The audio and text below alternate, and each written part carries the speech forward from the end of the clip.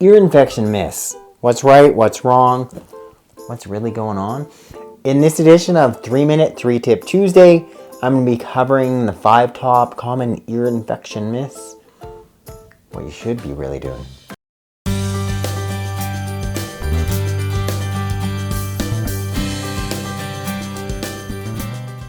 Hello, welcome back to my channel. If you're new, welcome. If you've yet to do so, I encourage you to get a copy of my free book. You can click the link in the box below for more information. So what would we see if you had an ear infection? You're all that head's that shaking.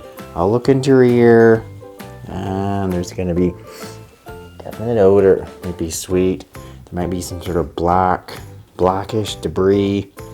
It may be red. It's going to be sore. Ouch. Around the base of the ear, you might even yelp because it's like, oh, it's itchy and sore. You've got an ear infection. The first big ear infection myth is that all ear infections are the same. Your dog shaking his head, scratching. He's probably got the same as he had last time. That's how we should treat him. Haha. But not so. If it's sort of blackish debris, maybe a bit of a sort of sweetish odor, and that's what you're seeing inside your dog's ear, it's probably a yeast ear infection. But then on the other hand, if it's not quite sort of blackish, maybe a little bit sort of whitish, white kind of black, more reddish, that could be more typical of just a underlying bacterial ear infection such as staph. Some dogs can get really resistant, difficult to treat bacteria called Pseudomonas, and it almost looks like there's pus in your dog's ear. So it's just this nasty, nasty smell, and almost like this sort of white pussy fluid can be coming right out. And often you just find that on a Q-tip. So I might just do a cotton swab, or I might do a cotton swab or just a Q-tip, being careful, just going down into the vertical part of the ear canal.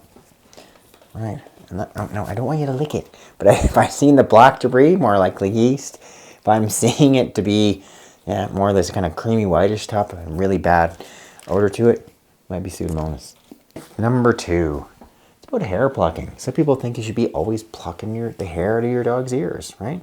First of all, can you imagine pulling your own hair out? Like, I'm not going to pull your ear out. It's sore.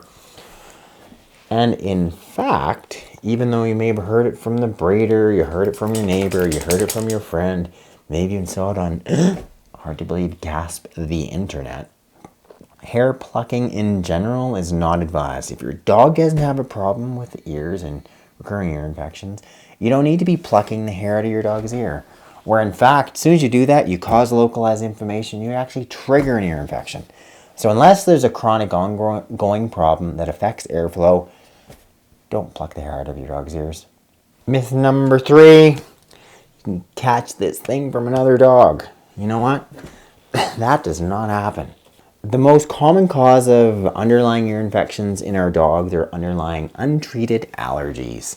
They cause localized inflammation. They set up the right environment for yeast bacteria to grow. You get the excessive shaking, head shaking, scratching, odor, etc. They're not caught. They're not infectious. The only thing that's really commonly infectious among our animals that cause ear problems are ear mites, and those almost never happen in dogs. I mean, I can count on my left hand the number of fingers, the number of dogs I've saw in 20 years with ear mites. This, less than 5. I'd have clients that would talk about why their dog is scratching, why he's itching. It's because he's bored. He just scratches his ear because he's bored. To give him something to do. You're bored? You're alone all day? No. That's not why your dog is scratching his ears. Tula does have times when she's bored. She may want to go after this ball. You may want to have some interaction, but you're not scratching because you're bored. If you're scratching at your ears, she's scratching because they're sore, they're inflamed, she's likely got an underlying ear infection secondary to an allergy. I mean, it's possible that your dog is bored, but it's not going to show up as an ear infection. And if that's the case, try and give them more attention because they're so appreciative. Yes, soon after this, 2 more videos and she's going out for a walk. Myth number 5, that maybe it's perpetuated by those in the conventional world of treating ear infections, is there's like one way to do it. You have to see your vet. You've got to get that conventional medication, whatever it may be. You got to take these pills or it's going to come back.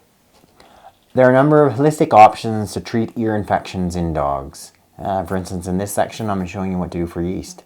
Next thing I want to show you guys is something I just went and picked up. It's an over-the-counter antifungal cream. It's called, here it is, clotrimazole. You might find it as a brand name such as Monistat or Caniston. This is an antifungal. It's used for athlete's foot, used for topically for ringworm. So it's pretty inexpensive, just about $10. And this large tube would probably last you a year. So this is the actual antifungal in most of the veterinary medications, the topical ear medications. And honestly, you're probably paying $30 for that little teeny section. You can get this giant tube of the exact same medication for $10, which would last you a year. So and in most cases, this would be when we're specifically treating a dog that has a yeasty ear infection. So if your dog has that sort of black-looking waxy debris, then this is what you could use.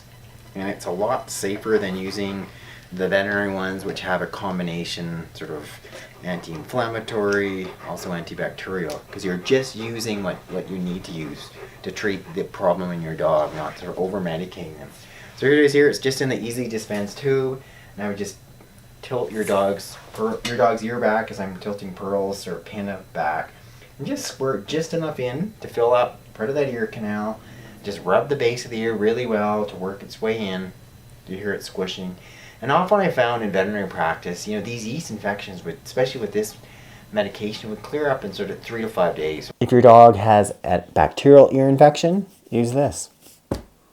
So the most important thing I'm finding is something that's going to topically treat the yeast, potentially the bacteria, and also break down some of that debris so you can get that out of the ear.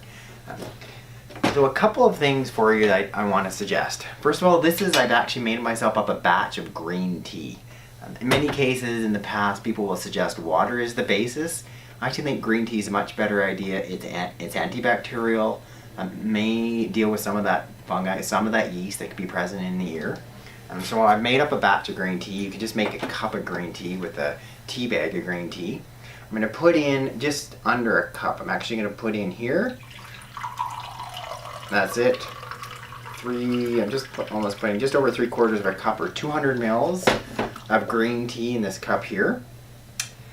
And then the thing that is really anti-yeast and also antibacterial is this vinegar, apple cider vinegar.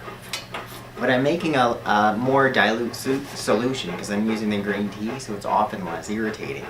So I'm going to put in here is 3 tablespoons. You can see me here of the apple cider vinegar. 1, 2, 3.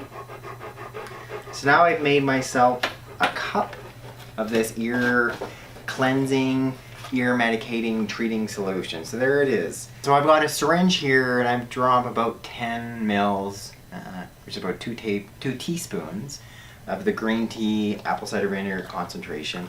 And this is something which would comfortably last you at least 2 to 3 weeks. It's something where you can make it up ahead of time. Just keep it in the fridge, so cooler, and then just warm it up before you treat your dog with it, as far as cleansing or treating the infection. So the next thing, because what you want to do is then in here, it's a Pearl. I've got Pearl's head tipped to the side. You're actually seat that syringe into this part, the vertical ear canal, and squirt in most of that fluid. You want to fill up her ear. So I'm squishing it in here.